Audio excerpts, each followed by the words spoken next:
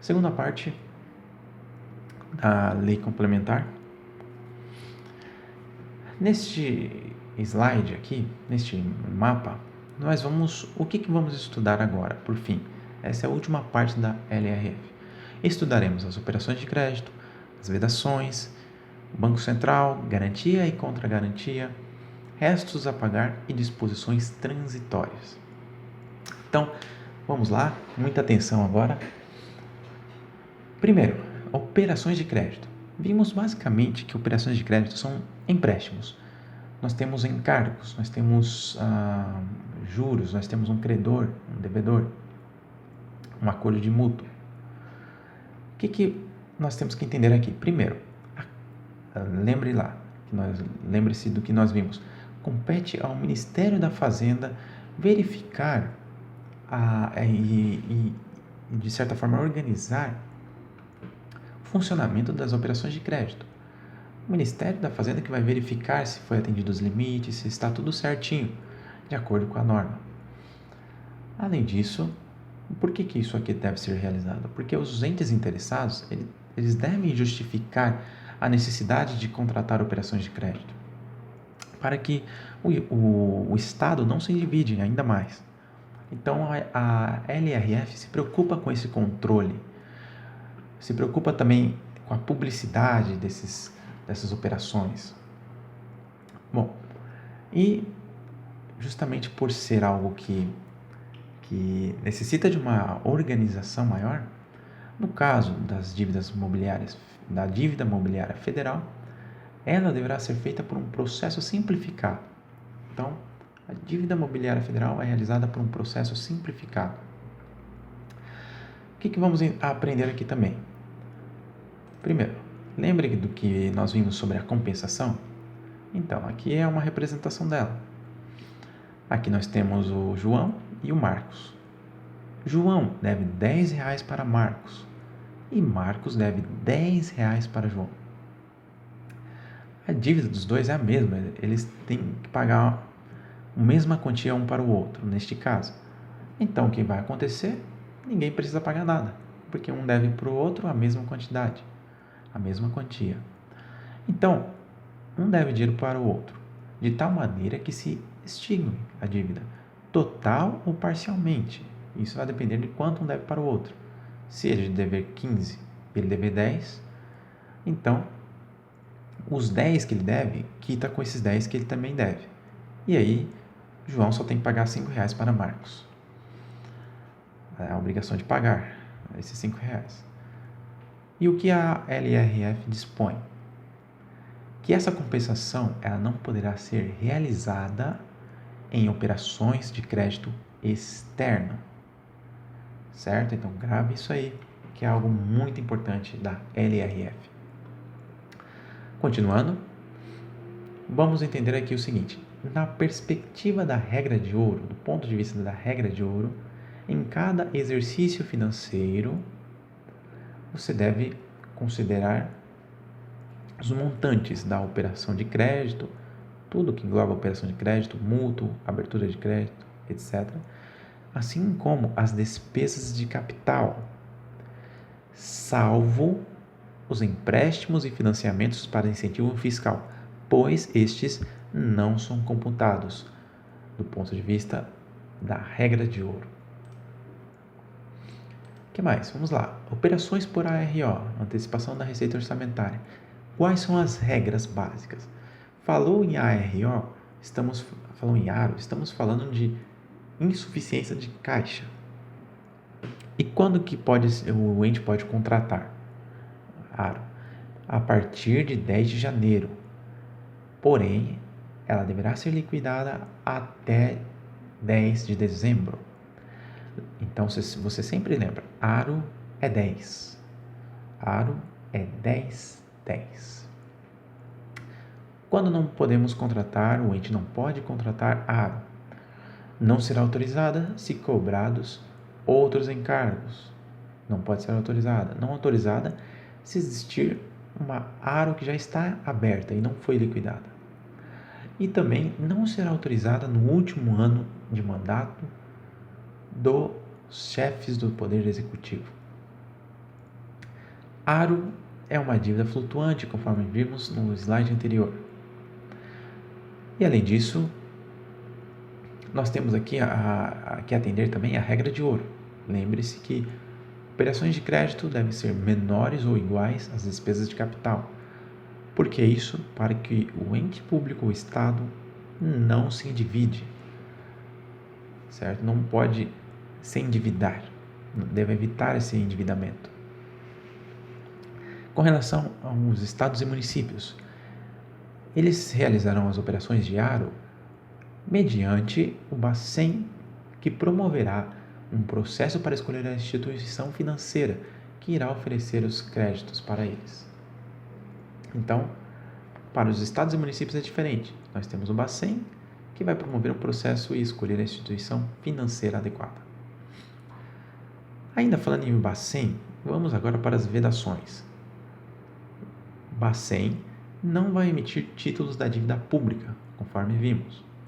Com relação às operações de crédito entre os entes públicos, entre os entes federados, não é possível a operação de crédito entre entes, ainda que na forma de novação. O que é essa novação? Novação é quando você tem uma dívida velha e aí você processa essa dívida e forma uma outra dívida nova. Você agrupa essas dívidas em uma única dívida nova. Neste caso, você poderá realizar o pagamento através de um novo prazo, e isso vai facilitar o pagamento dos empréstimos, da dívida. Então é isso que é a novação. Você modifica a dívida velha e transforma ela em uma nova. Então, voltando lá, entre entes não pode. E o que mais nós temos que entender aqui? O que é a tal dos títulos da dívida? É o seguinte: você tem lá, a União tem suas receitas e suas despesas. Note que neste caso, a despesa é maior que a receita. Esse excedente é a dívida pública. E o que fazer com essa dívida pública? A União transforma ela em títulos da dívida, ou seja, serão empréstimos que pessoas físicas ou até mesmo os entes federativos, como município, aqui o município de Cuiabá, e o estado de Mato Grosso, eles podem comprar essas dívidas, esses títulos da dívida, e assim entra recurso na União e ela equilibra essas dívidas. E esse título, ele se converte em recursos, em dinheiros, que possuem juros, e esses juros vão gerando um capital, vão gerando um dinheiro, que podem ser resgatados por essas pessoas que compraram os títulos. Então, se constitui basicamente uma forma de investimento. E o que devemos entender aqui? Em regra, não é possível, vimos isso já, salvo, sempre há uma exceção, salvo se a instituição financeira não for destinada a financiamentos de despesas correntes, assim como o refinanciamento de dívidas não contraídas, no caso, com a própria instituição. Esses são casos de exceção a essa regra essa regra de vedação contida na LRF. Bom, dando continuidade, instituição financeira estatal mais ente controlador. Como funciona essa regra? Não é possível operações de crédito entre a instituição financeira estatal e o ente que a controle. Então, não é permitido. Um exemplo, vamos ver aqui. Caixa Econômica Federal está vinculada à União. Então, o que não pode acontecer aqui? Não pode acontecer operação de crédito. A União, aqui no caso representada aqui pelo Poder Executivo, ele não pode ir lá, o chefe do Poder Executivo, pegar dinheiro da Caixa para esse financiamento para a operação de crédito. Isso não é permitido. Certo? Por quê? Porque deve-se primeiro atender a regra de ouro e deve-se evitar também o endividamento. Um endividamento público. E veremos também aqui agora, no artigo 37, que essas operações de crédito, elas temos algumas regras aqui. Vamos dar uma olhada aqui. Operações de crédito e vedações. Artigo 37. Equiparam-se a operações de crédito e estão vedados: primeiro, captação de recursos a título de antecipação da receita, de tributo ou contribuição cujo fato gerador ainda não tenha ocorrido, sem prejuízo do disposto no parágrafo 7º do artigo 150 da Constituição Federal. O que devemos gravar aqui? Palavra-chave: fato gerador. Fato gerador que não ocorreu. Dá um exemplo? Vamos lá então. Por exemplo, o Estado, o Estado querer antecipar o IPTU do ano seguinte para arrecadar dinheiro, recursos. Digamos assim, estamos numa pandemia. Aí o Estado quer arrecadar dinheiro para comprar vacinas, por exemplo. Pode fazer isso, ele pode ir lá e antecipar os tributos, o IPTU do ano seguinte, e baixar uma lei lá e antecipando esse IPTU para arrecadar esses recursos. Ele pode? Não pode. A LRF veda isso. Por quê? Porque não existe um fato gerador. Qual é o fato gerador que há? É o IPTU desse ano, do ano em questão. Então, há esse fato gerador, então ele pode obter os recursos. Agora, o que nem aconteceu do ano seguinte, ele não pode pegar o dinheiro desse ano seguinte e antecipar esses recursos. Isso não é permitido. 2. Recebimento antecipado de valores de empresa em que o poder público detenha, direta ou indiretamente, a maioria do capital social com direito a voto, salvo lucros e dividendos, na forma da legislação. Palavra-chave: capital social. Do que estamos falando aqui? Estamos falando de um ente do poder público que possui uma empresa que é controlada. Por que ela é controlada? A empresa controlada é aquela empresa que o poder público possui a maioria do capital social com direito a voto. Exemplo, o Correio. O Correio, no caso, ele pertence totalmente ao Estado, uma empresa estatal. E, no caso, a maioria do capital social é total e possui o direito a voto. Outro exemplo, a Petrobras, que atualmente quem detém o maior controle sobre ela, mais de 50% do capital social é do Estado. Com direito a voto. Por que esse com direito a voto? No caso da Petrobras, também deve ter. Não adianta só você ter o capital, você tem que ter a influência, você tem que fazer parte das decisões. Então, por exemplo, o Poder Executivo, o chefe do Poder Executivo é quem indica o presidente da Petrobras. Isso é uma demonstração clara de uma empresa controlada. Então, o que ele está falando aqui? Ele está falando que não pode receber antecipadamente o dinheiro dessas empresas, salvo em casos de lucro e dividendos. Aí você pode resgatar esses dinheiros na forma da legislação. 3. Assunção direta de compromisso, confissão de dívida ou operação assemelhada, com fornecedor de bens, mercadorias ou serviços, mediante emissão, aceite ou aval de título de crédito, não se aplicando esta vedação a empresas estatais dependentes. O que são essas empresas estatais dependentes? São aquelas que dependem do dinheiro do governo, do Estado, para financiar os gastos com despesas correntes, despesas com pessoal. A palavra-chave aqui, direta, assunção direta de compromisso. O que seria isso? O que nós estamos falando aqui? Esse dispositivo está falando, esse inciso, que não pode ser feita uma assunção, um compromisso direta através de título de crédito. Ou seja, em outras palavras, através de cheque. Esse cheque bancário, isso aqui não é possível, não se pode fazer esse compromisso direto desta maneira. Por fim, 4. Assunção de obrigação. Sem autorização orçamentária.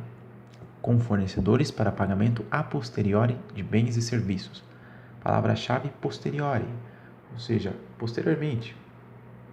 Não se pode fazer uma assunção de obrigação, não se pode criar uma obrigação sem a autorização orçamentária, no caso de pagamento a posteriori de bens e serviços. Certinho? Vamos lá? Continuando aqui, ponto importante, pedalada fiscal, algo muito falado no Brasil nos últimos anos. O que seria isso? Aqui peguei a fonte do Estadão, só para deixar a definição bem clara aqui, é a seguinte. Vamos abrir aqui.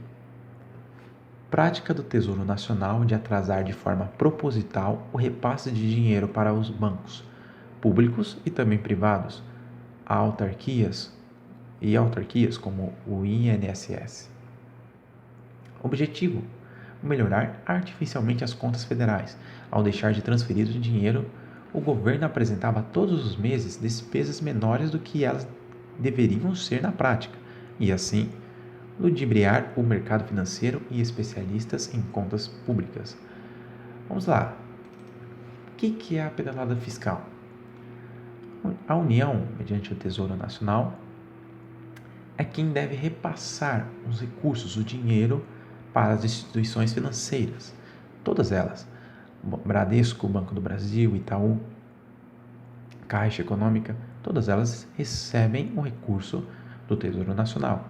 E aí as instituições financeiras repassam esses valores para as pessoas físicas, jurídicas, aí tem as operações bancárias. O que é a pedalada fiscal? É você atrasar o repasse de verbas para as financeiras com o objetivo de diminuir a despesa, nesse caso com repasse, e você ir aumentando com os ingressos que provenientes de tributos, entre outros, aumentando os recursos e a conta pública, tornando ela positiva. Por que isso? Para que os investidores, para que a própria população tenha a imagem de que as contas do governo estão ok, estão tudo bem. Mas qual é a consequência disso? O repasse não é feito, as instituições financeiras devem fazer os pagamentos com os próprios recursos que tem nelas, vai se eliminando os recursos, vai acabando, porque não tem repasse. Isso vai prejudicando o sistema, vai aumentando o endividamento. Então isso não pode ser feito. E é isso que a LRF detalha, é uma vedação. Bom, o que nós temos que ver aqui agora? Bacen, Banco Central, autarquia federal, que visa assegurar a estabilidade do poder de compra da moeda e um sistema financeiro estável. Vamos ver um esquema aqui. O Ministério da Fazenda, administração direta, está interligado com o Banco Central. O Banco Central está vinculado ao Ministério da Fazenda. O Banco Central é parte da administração indireta. Ele é uma autarquia federal. Qual o objetivo? Garantir o poder de compra da moeda e garantir o sistema financeiro. Esse é o objetivo do Bacen. E quais são as competências do Bacen? Compete ao Bacen a política monetária, ou seja, a circulação de dinheiro, de recursos no país, a política cambial, os valores referentes ao dinheiro de outros países em comparação com o dinheiro nacional, controle de crédito, operações de crédito, fiscalizar as instituições financeiras. O Bacen, ele é o banco dos bancos, é ele quem regula o Bradesco, o Banco do Brasil, as outras instituições, ele está acima. Relações financeiras externas, administra o sistema de pagamentos, compensação entre bancos, as trocas que ocorrem, as operações bancárias entre os bancos.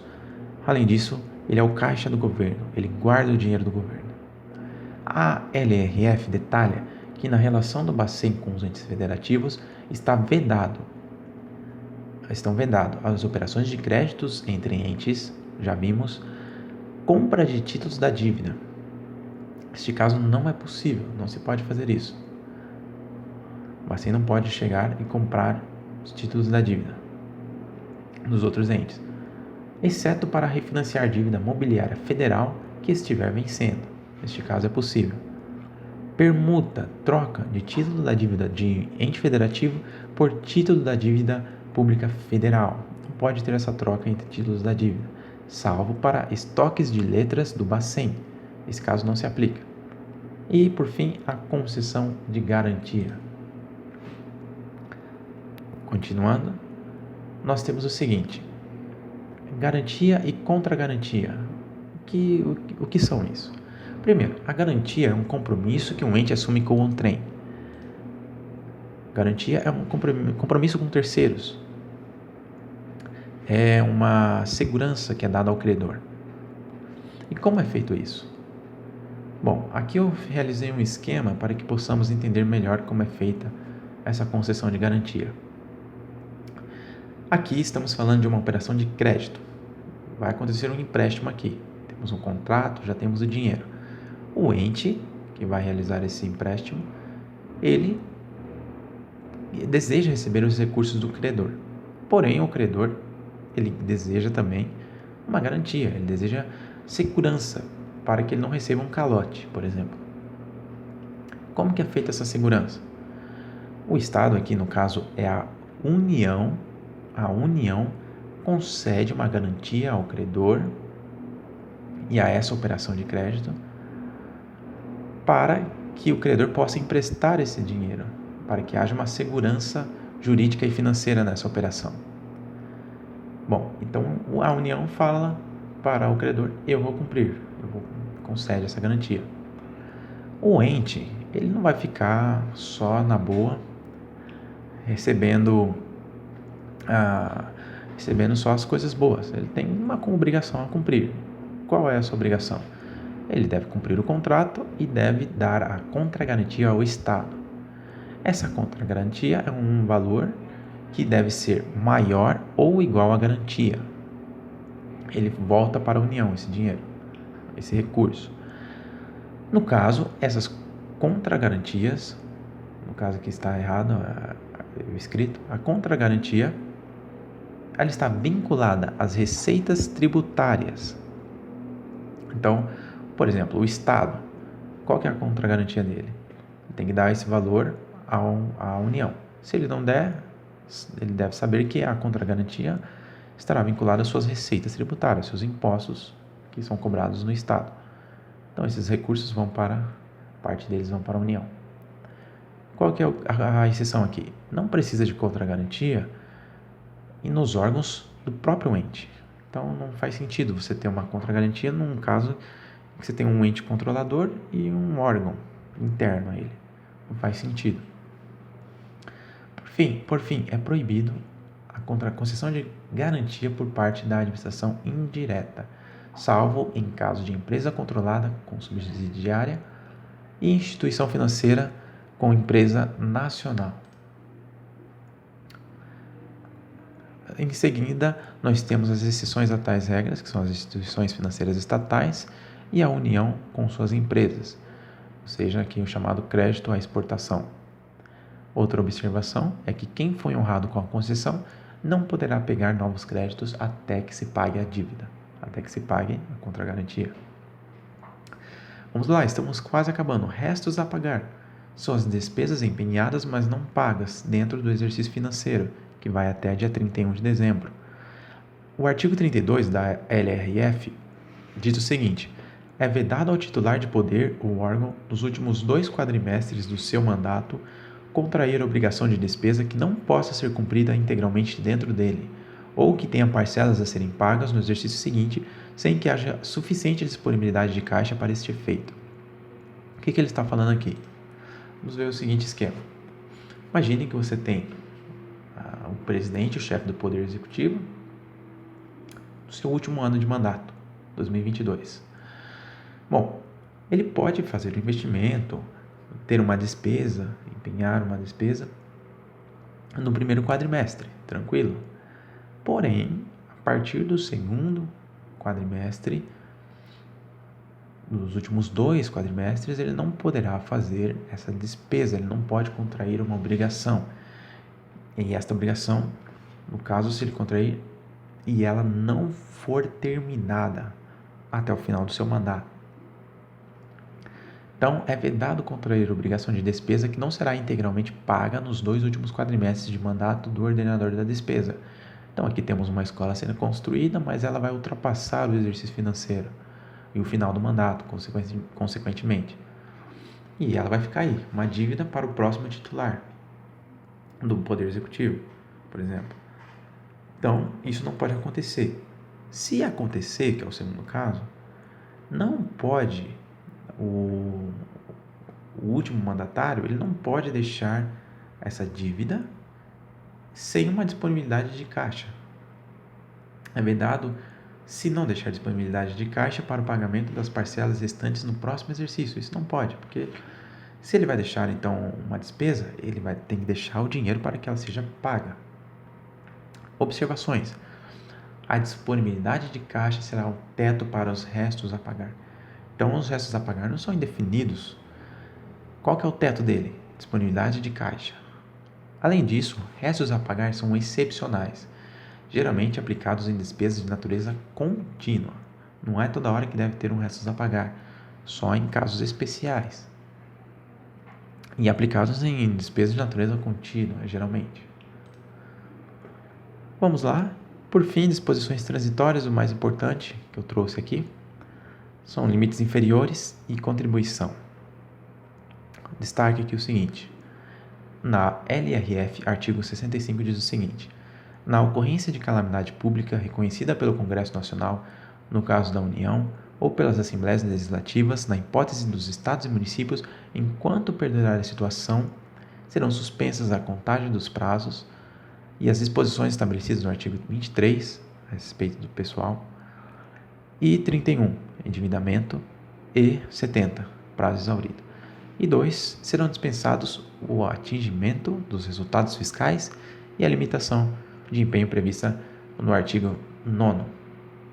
Então é importante conhecer essa literalidade da lei, da LRF, para que, em caso de cobrança, em sua prova. Então está aqui bem claro, caso de calamidade, se perdurar essa situação, então se suspende a contagem dos prazos. Isso nós vimos nos slides anteriores.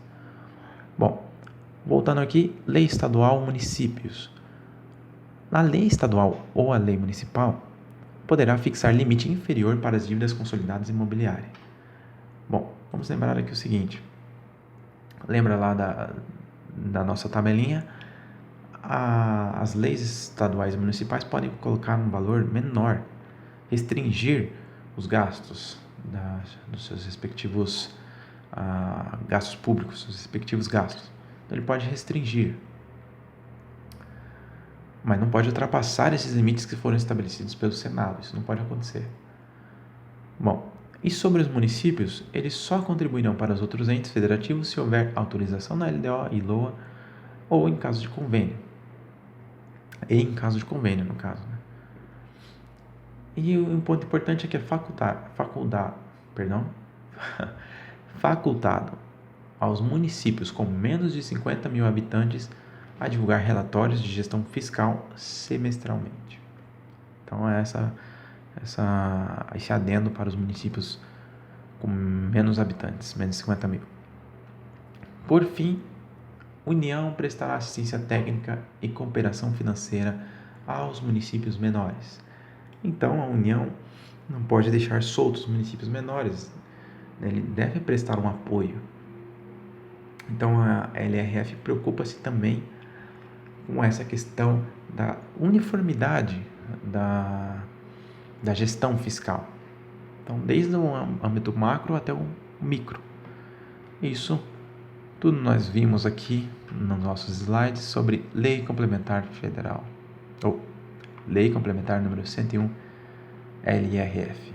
Espero que tenham gostado do vídeo e qualquer coisa, deixa as dúvidas no comentário. Se inscreve, curta, compartilha, isso ajuda muito, muito mesmo o meu trabalho. Muito obrigado e até mais.